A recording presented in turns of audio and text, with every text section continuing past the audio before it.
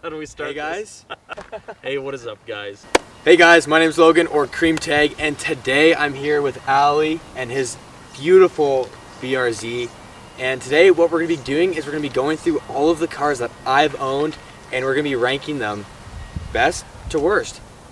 And to make it a little bit more interesting for you guys, what we're going to be doing is I'm going to kind of show a picture of each car, and I'm going to kind of do a little bit of description about the car, some things I didn't like, some things I did like, key kind of like memories maybe with the car, and then we're basically going to each rank them separately. So I'm going to have my own list, he's going to have his own list, and we're not going to show each other our list until the end, and then we're going to kind of compare them, and we'll go from there. I already have my list ready. Let's do it. Alrighty, let's get straight into it. Alright, so We're keeping that in. Okay, Go on. That's awesome. Alrighty, so my first car I ever owned was a 2000 Honda Civic SI. Now, for those of you who are living in the United States, this was also called the EX, so that means it had the 1.6 liter D16 Y8 engine, so it was a 1.6 liter, it was single overhead cam, and it was super, super slow. Now, I feel like everybody's first car is kind of important to their like journey as a car guy, or sure, however you want to say that. I feel like everyone's first car is like pretty like important to them. Yeah, it places you on the car spectrum right away. So on that spectrum. Originally, I paid $750 for this car. It had around 240,000 kilometers on it. It was manual. It was a ton of fun. It was, like I said, very slow. It had VTEC, which was kind of cool. So it was very fast. Yeah, exactly. VTEC means the car's fast. Yeah. Don't get me wrong. It was a total beater. Now, it was an absolute piece, right? Panels that were like, had bad gapping, you know, it like... What else? It leaked oil out of everywhere. Yeah. And I think it burned almost as much oil as it did gas. So and it was really bad on gas. Nevertheless, it was still a very, very fun car, and I will never regret owning that car. Oh, we got a little friend here. It's always a friend. All right. It's like an 05 Mustang. All right. So all right, anyways, where was I? The Civic actually, so I didn't actually sell it, or I didn't trade it away. It actually got stolen, believe it or not. Surprise, surprise, a 2000 Honda Civic got stolen. Now, the sad part about it is that I didn't have theft insurance. It was a cheap car. I paid $750 for it. So why would you put theft insurance on a car like that? And I never saw the car again. Play the sad music. That was depressing, bro. That's It was still a really fun car though. I think these cars are like super underrated. I would totally own another one. It was stock suspension, and it had like kind of crappy all-season tires, and it still handled pretty well. But yeah, I mean, overall, I think I see this car as way better than what it actually was, but purely because it was my first car. And it eased you into where you are now. Exactly. Though, I learned so much on the car, Yeah. right? Because when I bought it, there was a ton of things that were wrong with it. Now, it ran great. I was able to drive it right away. See, I was 15 when I bought the car, so I wasn't daily driving it because I didn't have my full license yet. However, I learned a ton on that car, and it was realistically, whenever anyone asks what a good first car is, that's always my go-to. All right, so now onto my second car, the only car that I've kept for a significant amount of time, and that is my 1999 Acura Integra. Cream Tag, where all of this has started. Cream Tag, it all comes together. Yeah, where all the social media stuff started. The first car that I actually properly modified in any way, really. I'm just gonna go out right and say it, my favorite car I've ever owned. Oh yeah. Right, it's no doubt that it's my favorite car. I've kept it. I've done so much work on that car. I've done everything suspension. I've done like tires, rims. I've done all that kind of stuff. Tons of interior stuff. When I bought it, it was in pretty rough shape. It was completely stock when I got it. It's one of those things where you found the car and for some reason you have such a connection to it. You realize, okay, it's a dope car to start off. Yeah. It has a following, it has a history. Exactly. These are all reasons, like hot buttons that people go for vehicles. I mean, there's me and, the 86 or BRZ or FRS for that matter, right? We don't drive these cars because they're fast. It's everything else that goes along with it. Basically on that car, I did all kinds of stuff, right? Refinished the entire interior. I did a ton of just general maintenance after buying the car. That was very necessary, you know? Lots of stuff like that. And it's been honestly my most reliable car I've owned, I think. Crazy. It's never had any problem. I think the only thing that I've had to replace was my radiator. I think it was the stock radiator that was 25 years old. And for those of you who don't know, I fully redid all the bodywork and I painted the car fully myself. And that was by far the biggest thing I've ever done on the car ever. All right. E36 hatch. E36 hatchback. You talk about it. My I don't want to talk 318 about it. Ti. I don't want This to was a very, very, very short-lived car, but it was... it was a necessary car though. No, it wasn't. No, because of the flip I got out of it and what started after owning that car. The flip, the actual car got itself, the ball rolling. Yeah, the flip from that car got the ball rolling. Yeah. Now I bought this car, right? Honestly, the body was in great shape. There was no rust. You know, the interior was, for an E36, pretty decent. Yeah. You know, it did have a missing door panel, but other than that... Yeah, when you get to the nitty-gritty, like every BMW... It had a blown-up engine. It had 260,000 kilometers. Yeah, and I bought it off my friend. The engine had blown up on him. I paid him, I'd say, a fair price. Yeah. You know, I think I gave him a fair price. If I didn't buy it, he was going to send it off to the scrapyard, and I paid him more than what the scrapyard would have paid him. So it was really a win-win, right? Yeah. I ended up, basically the plan with that car, since the engine was already blown up, I was going to do an M50 swap, which is your engine out of your 325. It was an inline 6. It didn't make a ton more power, but it was a little bit more powerful, and it was more reliable. But at the time, I didn't have enough money to buy a new engine, much less being able to find one in the first place. Yeah. There was a couple of people who were selling, like, parting out these BMWs on Marketplace, stuff like that, but it just never really worked out. Now, then came the opportunity for the next car, and we'll get into that, and that's why I ended up selling the car. However, I ended up doubling the money that I paid for it without really doing any work on it. Let's just put the scenario Yeah. where it is Yeah, face yeah. value. The best thing about the what is it, E36? I don't even E36. want to remember, it's PTSD. The best thing about the E36, is that you sold it. The next car I got with the money that came from the E36 was my 1999 Honda Civic SIR. I loved it.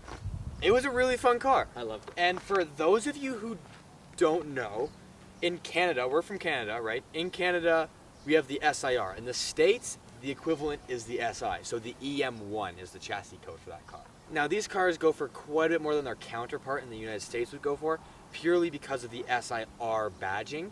And because of that, it makes it a CDM car, Canadian Domestic Market.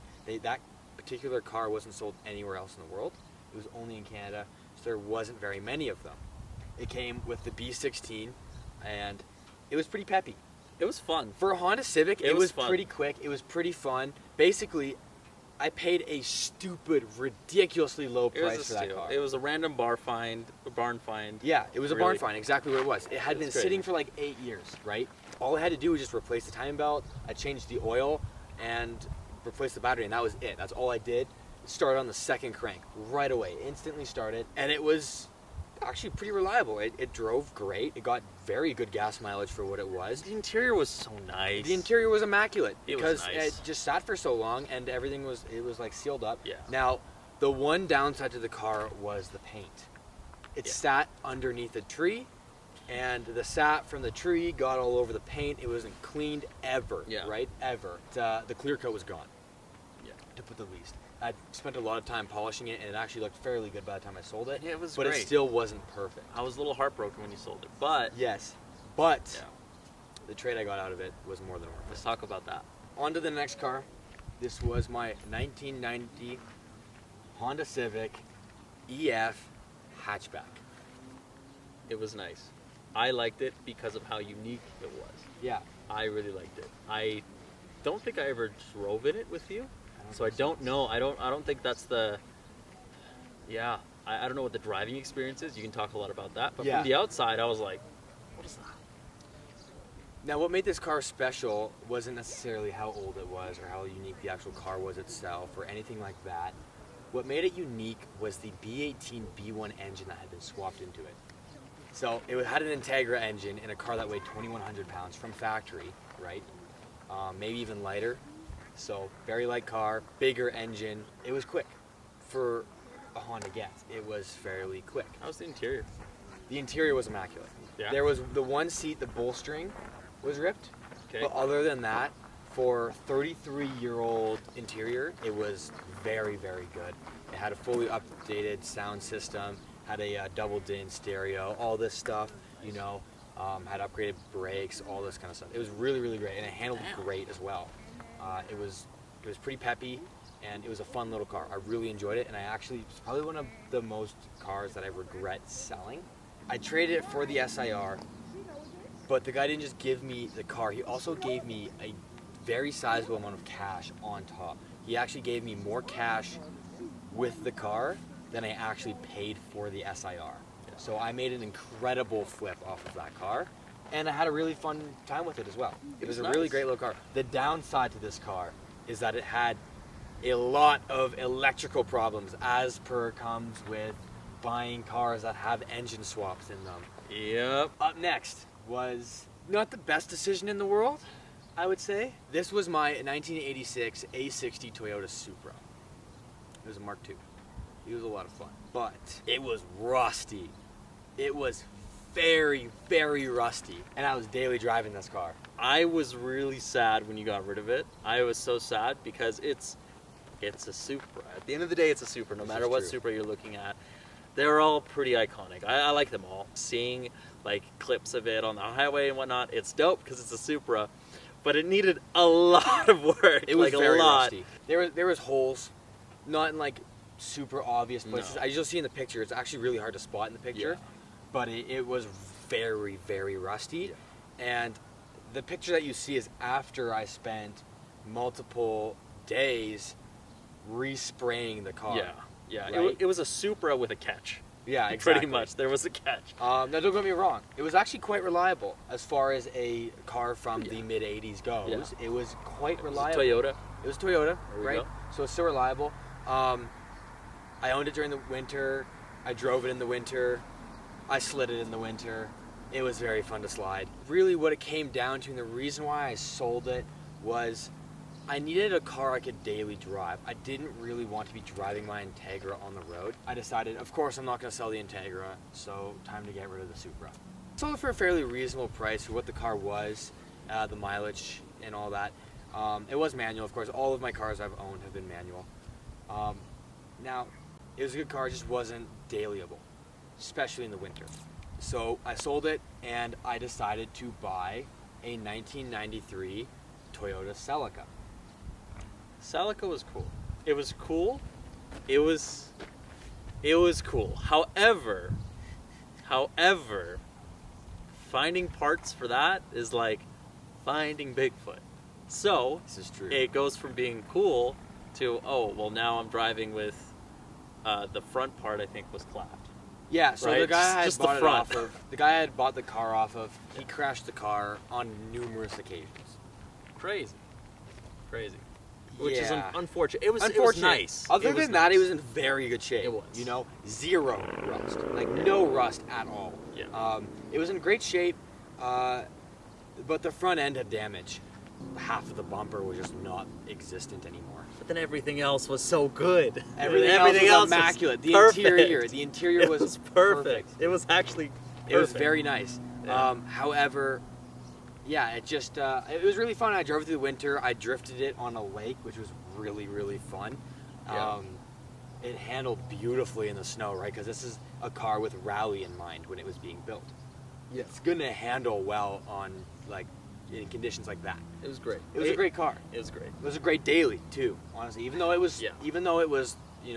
30 years old, it was still a great daily. After owning that car, I really enjoyed it. But the thing is, it was very slow. It was by far the slowest car I've ever owned, and it handled so great in the snow. And it was only front-wheel drive that I was like, I had that kind of taste of like rally capabilities. Right. And I kind of wanted more, and I wanted more power. Yeah. It left you yearning for more a bit. Yeah. And what I got after this car was all-wheel drive, and it had power. It was fast. It was a 1999 Subaru Legacy B4. It was dope. It was dope. It was dope. It was one of those where I knew where it was gonna end up.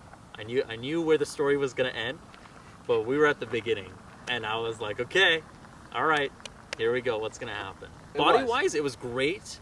Functionality-wise, there's a hiccup that we solved. Yeah. That was good. There was a bit of a boost leak. Where it ended up, it never exploded. Don't worry. Surprisingly enough. However, Logan was doing some road trips. He was going to Banff and back. It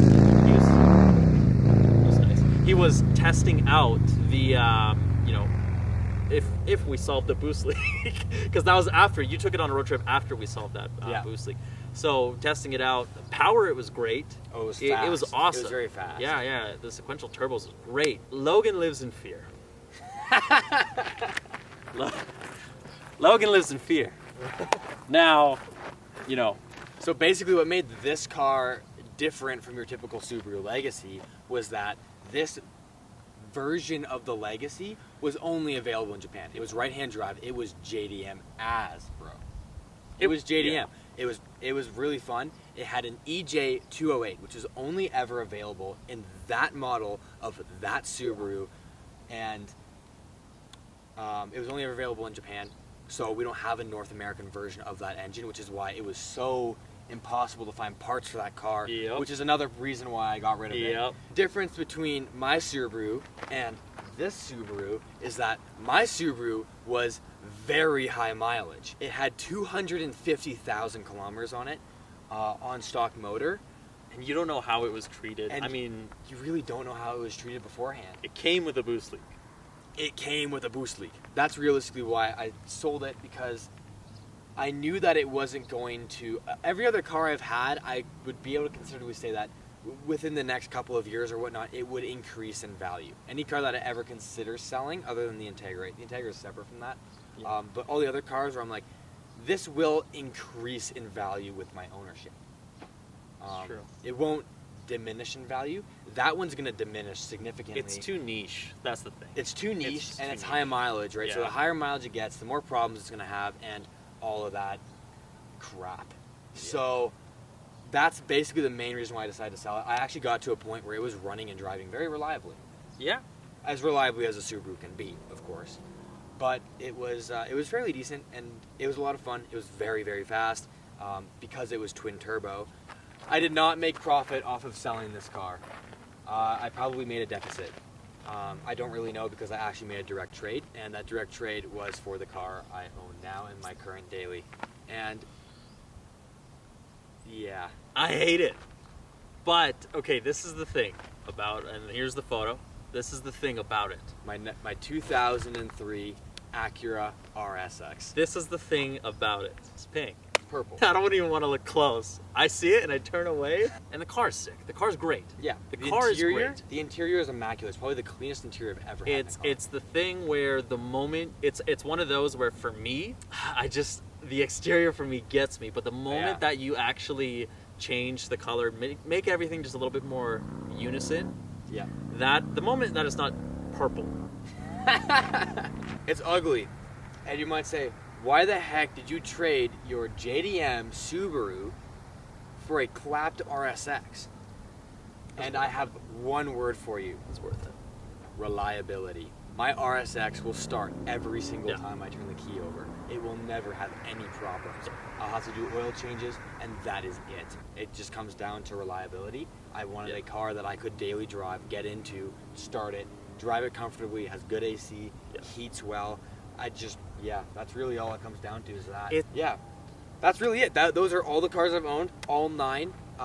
They've all had their ups and downs. They've all been good and bad cars. Yeah, so I guess now we share our lists. All right. Yeah, let's get right into that. What? We've got our list made up. I wonder how close they're going to be. Yeah. So we'll put the 2 lists up on the screen now, and now you can see them. Yeah. So we don't know yet.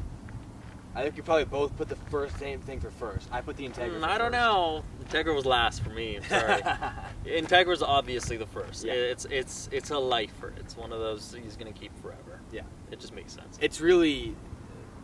It's dope.